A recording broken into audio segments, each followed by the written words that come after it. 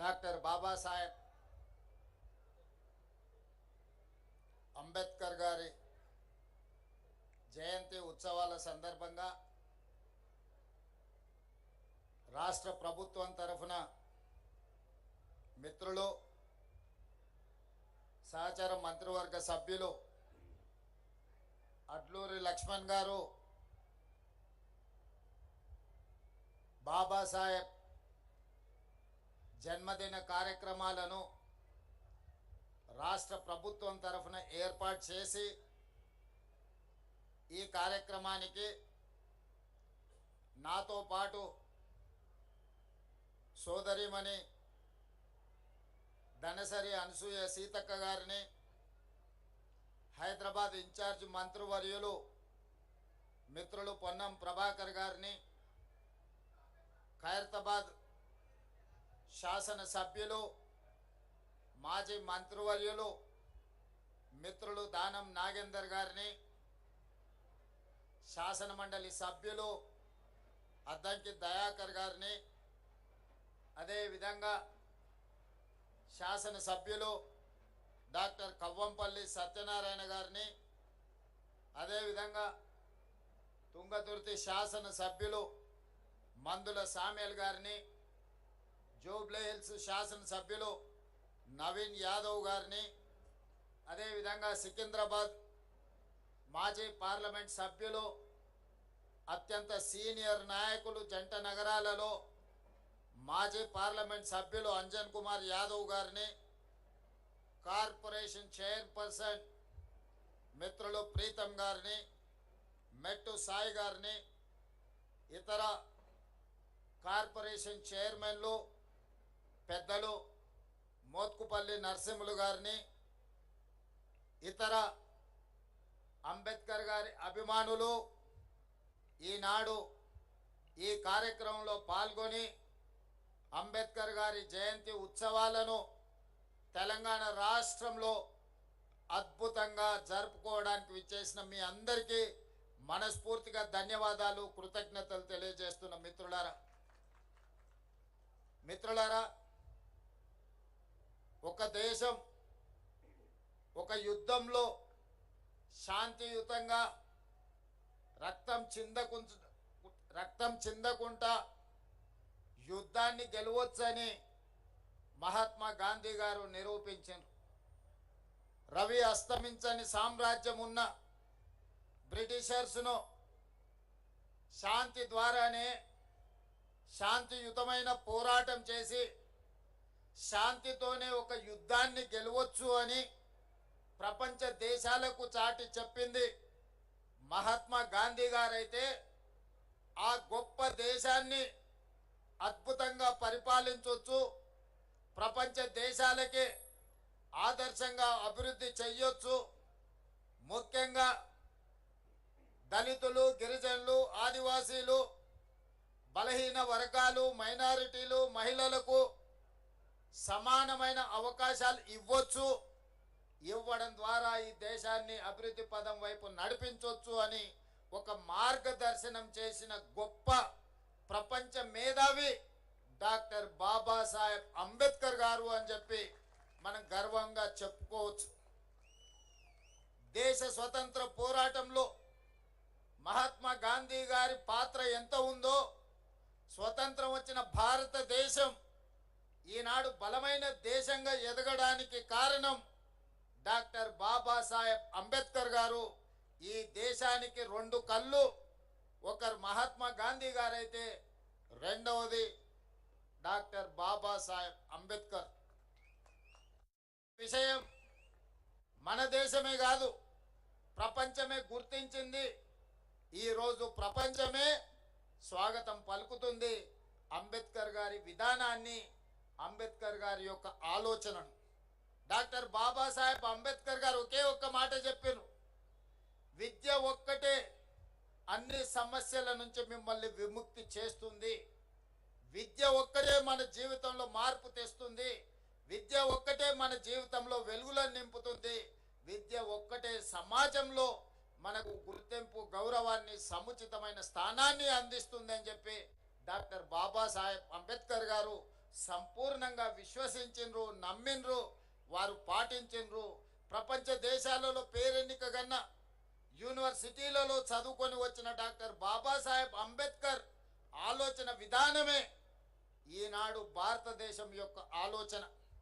వారి ఆలోచన విధానమే ఈరోజు పల్లె పల్లెల్లో ప్రభుత్వం యొక్క ఆలోచన, ప్రజాపాలన యొక్క విధానము అని చెప్పి నేను వేదిక మీద నుంచి సవినయంగా మీ అందరికీ తెలియజేయదలుచుకున్న మిత్రులారా, ఈనాడు తెలంగాణ రాష్ట్రం రావడానికి ప్రధానమైన కారణం డాక్టర్ బాబాసాహెబ్ అంబేద్కర్ గారు రాజ్యాంగంలో పెట్టిన ఆర్టికల్ 3 ద్వారానే శ్రీ సోనియా గాంధీ గారు సాహసోపేతమైన నిర్ణయం తీసుకొని మన తెలంగాణ రాష్ట్రాన్ని ఏర్పాటు చేయడం జరిగింది.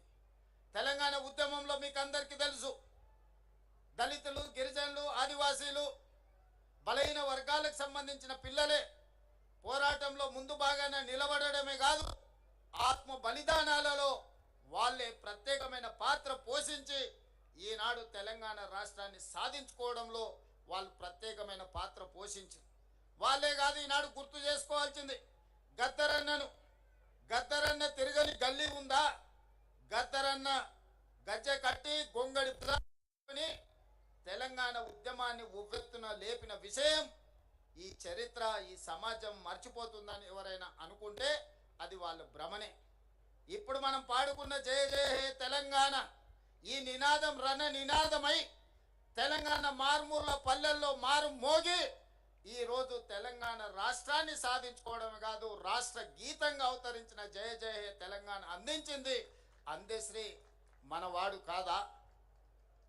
తెలంగాణ వచ్చిన 10 సంవత్సరాలలో ఈడున్న దళిత మేధావులను, ఆదివాసీ మేధావులను, నిరజ మేధావులను, తెలంగాణ మేధావులను నేను అడుగుతున్నా. తెలంగాణ రాష్ట్రం వచ్చిన మొదటి 10 సంవత్సరాలలో ఉద్యమంలో ముందు భాగాన నిలబడ్డ వాళ్ళ పరిస్థితి ఎలా ఉండే? ఉద్యమాన్ని ప్రజలకు చేరవేసి ప్రపంచానికి ఎలుగెత్తి చాటిన గద్దరన్న అందశ్రీల పరిస్థితి ఏ విధంగా ఉండే? మీరు ఒక్కసారి ఆలోచన చెయ్యండి. వారి ఎన్నికల వాగ్దానం ఉండొచ్చు, వాళ్ళు ఏమేమో చెప్పి ఉండొచ్చు, మంత్రివర్గంలో అయినా దళితులకు, గిరిజనులకు ఇచ్చిన స్థానం ఏందో మీరు ఒక్కసారి ఆలోచన చెయ్యండి అని చెప్పి నేను నా మిత్రులకు సవినయంగా విజ్ఞప్తి చేస్తున్నా. మిత్రులారా, ఆనాడు మంత్రివర్గంలో ఉన్న స్థానం ఎంత, సంఖ్య ఎంత, ఏ జాతికి ఎంతుండేనో మీరు లెక్కేసుకోండి. ఈనాడు ఈ దళితులకు, గిరిజనులకు ఈరోజు మంత్రివర్గంలో ఉన్న లెక్కెంతనో మీరే లెక్కించి నాకు చెప్పండి. ఇవాళ అసెంబ్లీ స్పీకర్గా గడ్డం ప్రసాద్ కుమార్ గారు, లేకపోతే మంత్రిగా దామోదర్ రాజనరసింహ గారు, మంత్రులుగా మరో మిత్రుడు అడ్లూరు లక్ష్మణ్ గారు, వివేక్ వెంకట్ స్వామి గారు, ఇలా చెప్పుకుంటూ పోతే ఇంతమందిని, 4 మంత్రులను, ఒక స్పీకర్ను, అదేవిధంగా విప్పులుగా వేముల వీరేశాన్ని, లేకపోతే రామచందర్ నాయకును, ఇవాళ మంత్రివర్గంలో మా సీతక్కను, ఇంతమందికి ప్రాతినిధ్యం ఉమ్మడి రాష్ట్రంలోనైనా వచ్చిందా? మీరు ఒక్కసారి ఆలోచన చెయ్యండి. ఇవాళ మిత్రులారా, బట్టి విక్రమార్క గారు మా మిత్రుడు, ఉప ముఖ్యమంత్రిగా సమర్థవంతంగా ఈనాడు పని చేస్తున్నాడు. సిఎల్పి లీడర్గా ఉంటే ఓర్వలేక హోదా తగ్గించి ఆయనను అవమానించే విధంగా అవమానకరంగా సిఎల్పి నాయకుడిగా తొలగించుకున్న చరిత్ర కళ్ళ ముందలనే ఉంది కదా.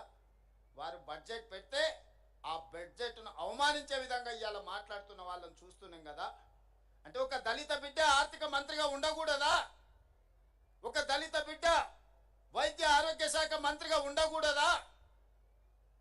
ఒక దళిత బిడ్డ విద్యుత్ శాఖ మంత్రిగా ఉండకూడదా? మీరు ఒకసారి ఆలోచన చేయండి. ఒక దళిత బిడ్డ స్పీకర్గా వేదిక మీద కూర్చోవద్దా? ఆయనను అధ్యక్ష అని పిలవాల్సి వస్తుందని కొంతమంది సభకే రావడం లేదంటే ఈ దళితుల పట్ల వాళ్ళకు ఉన్న గౌరవం ఏ పార్టీదో మీరు ఒక్కసారి ఆలోచన చెయ్యండి. అందుకే వాళ్ళను మోసం చేసిన ఏ జాతి అయితే అవమానానికి గురైందో ఆ జాతే సభాధ్యక్షుడు హోదాలో కూర్చుంటే ద్రోహం చేసిన వాడు మాట్లాడాలన్నా అధ్యక్ష నాకు మైక్ ఇవ్వాలి అని అడుక్కునే పరిస్థితి ఈరోజు తెలంగాణ రాష్ట్రంలో ప్రజా ప్రభుత్వం కల్పించిందన్న విషయం ఈరోజు మా మిత్రులకు గుర్తు చేయదలుచుకున్నా. చాలా మంది మా పిల్లలు ఉన్నారు ఉస్మానియా యూనివర్సిటీ 110 సంవత్సరాల చరిత్ర ఉన్న ఉస్మానియా యూనివర్సిటీకి ఏ ఒక్క రోజైనా మీ జాతి వాడు 110 ఏళ్ల వైస్ ఛాన్సలర్ అయ్యిందా? మీరు ఒకసారి చెప్పండి. ఇవాళ ఉస్మానియా యూనివర్సిటీ వైస్ ఛాన్సలర్ ఎవరు? అంబేద్కర్ యూనివర్సిటీ వైస్ ఛాన్సలర్ ఎవరు? ఈరోజు ఎలక్షన్ కమిషన్కు ఎవరున్నారో మీరు ఒక్కసారి ఆలోచన చేయండి. ఈ విధంగా చెప్పుకుంటూ వెళ్తే పబ్లిక్ సర్వీస్ కమిషన్ కావచ్చు, జిల్లాల కలెక్టర్లు కావచ్చు, లేకపోతే ఎడ్యుకేషన్ డిపార్ట్మెంట్ ప్రిన్సిపల్ సెక్రటరీ కావచ్చు, ఇరిగేషన్ డిపార్ట్మెంట్ ప్రిన్సిపల్ సెక్రటరీలు కావచ్చు, ఇట్లా నేను అన్ని చదివి వినిపించగలను. ఇదంతా ఎలా సాధ్యమైందయా అంటే మీరందరు కష్టపడి, మీరందరు కొట్లాడి, మీరందరూ నిలబడి 2023 డిసెంబర్లో ప్రజాప్రభుత్వాన్ని మీరు తెచ్చుకున్నారు కాబట్టి ఇవన్నీ సాధ్యమైనవి. ఈనాడు వీళ్ళందరి కళలు నెరవేర్చడానికి సంపూర్ణంగా ప్రయత్నం చేస్తున్నాం. 10 ఏళ్ళు ప్రభుత్వ హాస్టల్లో చదువుకునేది ఎవరు? బీసీ మైనారిటీల పిల్లలు. ఎన్నడన్నా డైట్ ఛార్జెస్ పెంచినరా 10 ఏళ్ళల్లో? కాస్మెటిక్ ఛార్జెస్ ఆడ